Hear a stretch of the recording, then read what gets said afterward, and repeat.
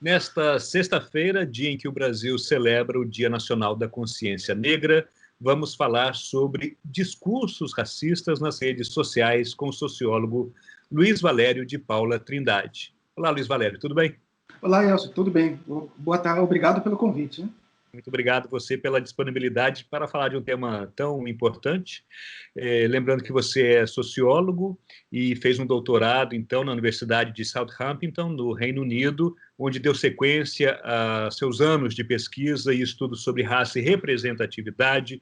E das suas pesquisas, então, surgiu o livro que foi publicado pela editora Vernon Press, que podemos traduzir, o livro está em inglês, mas que podemos traduzir em português, né, livremente, como Não é tão engraçado assim, piadas racistas e resistência nas redes sociais brasileiras. Nesse trabalho, então, Luiz Valério, você explora o discurso racista nas redes sociais, inclusive com foco nas mulheres, né? Então, minha primeira pergunta, Luiz Valério, por que você desenvolveu esse tema, né? Esse discurso racista nas redes sociais?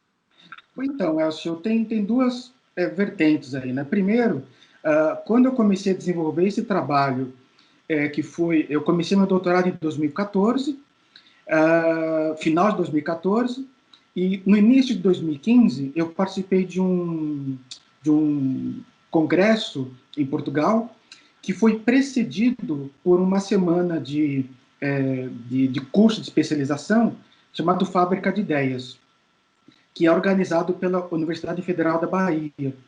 E foi a primeira vez que eles levaram esse curso para o exterior. E durante esse curso de especialização, interagindo com os colegas, que eram doutorandos ou recém-doutorados, eu comecei a perceber que existia, ou que existe, na verdade, um comportamento muito comum na sociedade brasileira de não levar certos temas sérios, levá-la na brincadeira, na forma de piadas. Então, foi o primeiro insight que eu tive, percebi, puxa vida, racismo é um tema tão sério, mas que muitas vezes é levado de forma jocosa, né? Como diz o professor Adilson Moreira, chamado racismo recreativo. Então, foi o primeiro insight que eu tive. A partir daí, eu comecei a pesquisar mais, e eu imaginava que esse fenômeno ele atingia homens e mulheres de forma igualitária, 50% para cada um. E assim comecei a desenvolver o trabalho. Mas, no verão de 2016, eu tive a oportunidade de ir ao Brasil para poder fazer pesquisa de campo, para coletar dados para pesquisa, né? E eu ainda estava com aquela percepção de que o fenômeno atingia homens e mulheres de forma igualitária. E eu me refiro especificamente na questão de racismo nas redes sociais. E conforme eu fui coletando os dados, Elcio, começou a emergir dos próprios dados, de forma natural, que as mulheres negras elas eram muito mais afetadas que os homens negros. Então, daí que eu comecei a perceber que tinha esse viés de gênero muito forte nos discursos racistas nas redes sociais. Então, daí comecei a dedicar a minha pesquisa de investigação. Com relação a essas mulheres, esses discursos eles se manifestam de que forma? Você falou recreativo, ou seja, através de brincadeiras, e o que isso revela, então, da sociedade brasileira? Muito bem, Elcio, é uma importante pergunta. Grande parte dos discursos que eu analisei, só para dar uma ordem de grandeza, eu pesquisei mais de 217 páginas de Facebook, publicamente disponíveis, ou seja, abertas para todo mundo, né? Ou seja, houve respeito à questão da privacidade dos usuários, né? E grande parte desses discursos, ou dos ataques às mulheres negras, eles eram camuflados em piadas, né? E o que isso revela? A piada, como é uma forma de comunicação socialmente aceita, né, que é claro, né, dentro de um certo nível, né, você pode contar piadas praticamente em qualquer contexto. Mas isso permite com que as pessoas elas transmitam ideologias racistas sem parecerem flagrantemente racistas. entendeu? Então, ela serve como um escudo muito conveniente para quem quer transmitir e reforçar ideologias racistas. No caso, as redes sociais, inclusive, amplificam esse fenômeno porque muitas pessoas se escondem através de pseudônimos, né, de contas, Exatamente. né, que não necessariamente sejam identificadas com elas próprias também, não é? Exatamente. Exatamente. Então, as redes sociais, elas amplificaram esse fenômeno de forma impressionante, né? Então, esse tipo de prática, ele migrou do ambiente que se chama offline, convencional, para o ambiente online, onde, por estar atrás da tela do computador, esses usuários, eles creem que aquilo lhes confere uma permissão implícita para descarregar, né, suas ideologias, suas crenças, até o seu ódio contra qualquer pessoa. Na sua pesquisa, Valério, por que você identificou que esses ataques visam, principalmente, não só obviamente, mas Certo? principalmente as mulheres com uma certa ascensão social no Brasil? Certo. Aí nós precisamos dar alguns passos atrás, né? Que é compreender como se deu a formação da sociedade brasileira desde o período colonial.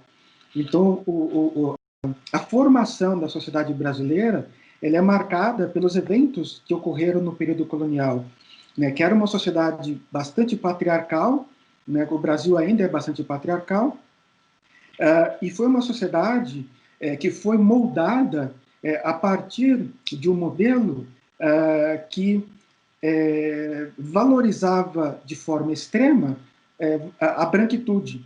E ela associou esse modelo de construção da sociedade brasileira, desde o período colonial, ela sempre associou atributos de ordem positiva, beleza, inteligência, progresso social, modernidade, entre uma série de outros atributos de ordem positiva, com a branquitude. Em contrapartida, uma série de atributos de ordem negativa foram associados à negritude. Então, o que nós temos quando essas mulheres, na faixa de 20 a 35 anos, que foi a faixa etária que a minha pesquisa identificou, elas ascendem socialmente através de educação de terceiro grau, educação universitária, assumindo postos que lhes conferem uma certa visibilidade qualificada, jornalismo, engenharia, medicina, etc., elas vão contra esta lógica que associava negritude com atributos negativos. Então, elas subvertem essa ordem natural, e como essas crenças estão tão profundamente arraigadas no coletivo, no imaginário coletivo, os defensores dessa ideologia, eles se manifestam para deslegitimizar a ascensão social dessas mulheres negras. Agora, Luiz Valério, na sua pesquisa e no seu livro, você relata também que as próprias mulheres também têm suas estratégias, né, de luta contra esse racismo, né? Quais seriam aí as estratégias que você identificou e elas são eficazes ou não? Isso é muito interessante, porque na minha pesquisa, por um lado, eu identifiquei que os discursos racistas, eles tendem a ser bastante agressivos, muitas vezes respeitosos e assim por diante. Não apenas jocosos, né, lastreados em piadas, mas muitas vezes com termos, vocabulários muito agressivos. Em contrapartida, o que eu pude observar é que a resistência a essa prática, ela não se dá na mesma sintonia, ou seja, quem combate o racismo nas redes sociais não utiliza do mesmo tipo de vocabulário, com o mesmo tipo de linguagem. Pelo contrário, e as mulheres negras, elas estão na vanguarda desse movimento de resistência nas redes sociais. E como que elas fazem isso? Elas fazem através da valorização, em primeiro lugar, da valorização do cabelo natural afro, que representa não só um valor estético, mas principalmente um posicionamento político muito claro. Segundo, essas mulheres, elas empoderam outras mulheres no sentido de compartilhar experiências de situações de racismo, mas no sentido de empoderá-las e dizer, você não está sozinha, nós estamos juntas. entendeu? E, em terceiro lugar, elas valorizam a beleza negra no sentido de elevar a autoestima das mulheres que foram vítimas ou não dessas práticas nas redes sociais. Você falou em combate, Luiz Valério, e justamente por falar na luta contra esse racismo tão ancorado na sociedade brasileira, há mecanismos na legislação para avançar nesse aspecto, na sua opinião? Sim, há mecanismos, Elcio, que já estão em vigor. O problema que eu identifiquei é que, lamentavelmente, ainda existem algumas brechas legais por onde as pessoas navegam, né? Então, de conhecimento que existe a lei, né, o crime de racismo e a injúria racial. O que acontece? Grande parte dos casos de discurso de racismo nas redes sociais, quando eles chegam, né, vamos dizer, no ambiente jurídico, né, ou seja, eles se tornam um processo jurídico, que são muito poucos, mas quando eles se tornam, invariavelmente eles são classificados como injúria racial.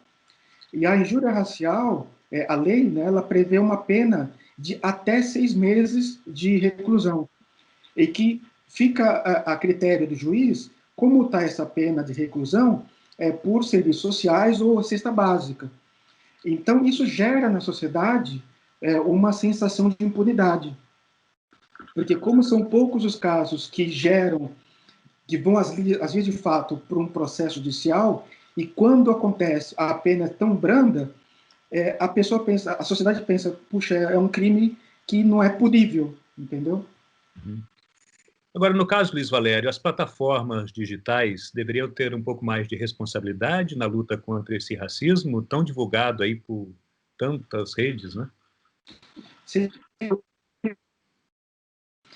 O que eu defendo também é que as grandes corporações, né, que estão por trás dessas plataformas de redes sociais, que são empresas gigantescas, muito poderosas, elas deveriam atuar mais na educação, na formação dos jovens, né, para poder formar novas mentes, no sentido de não engajarem nessa prática.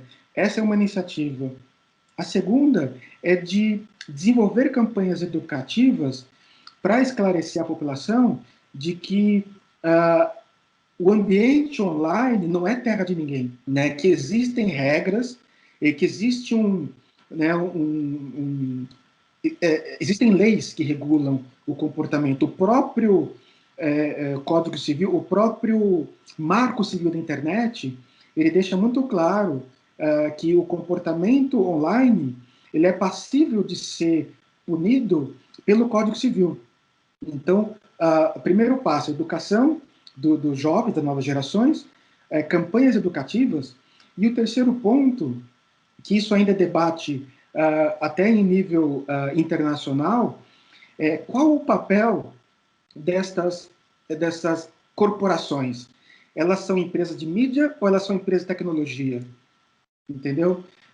Na Europa se discute muito isso, porque na condição de empresa de tecnologia, eles não se sentem responsáveis pelo conteúdo que circula nas suas plataformas. Ao passo que, se eles forem classificados como empresa de mídia, como um jornal, revistas, eles passam a ser responsáveis pelo conteúdo também. Uhum. A última pergunta, então, Luiz Valério. Seu livro, né, é fruto de uma tese que você desenvolveu na Universidade de Southampton, e o teu livro é publicado apenas em inglês, né? Qual a sua expectativa para que ele um dia seja traduzido em português, já que diz respeito às redes sociais no Brasil e à luta contra o racismo no país? Sim, eu espero que no futuro breve, né, ele desperte o interesse, né, de editoras para poder publicá-lo em português. Ele foi publicado em inglês primeiramente, porque a minha tese foi redigida nesse idioma, portanto é um caminho natural, né, transformá-la num formato de livro. Então era mais viável seguir essa trajetória do que partir para a tradução logo de imediato. Mas o livro ainda é muito recente, foi publicado agora em julho nos Estados Unidos. Esperamos que no decorrer dos próximos meses, né, com a repercussão, a gente consiga, né, eventualmente despertar interesse de alguma editora. Luiz Valério de Paula Trindade, sociólogo, muito obrigado pela entrevista à Rádio França Internacional. Eu que agradeço a oportunidade, Elcio. Muito obrigado.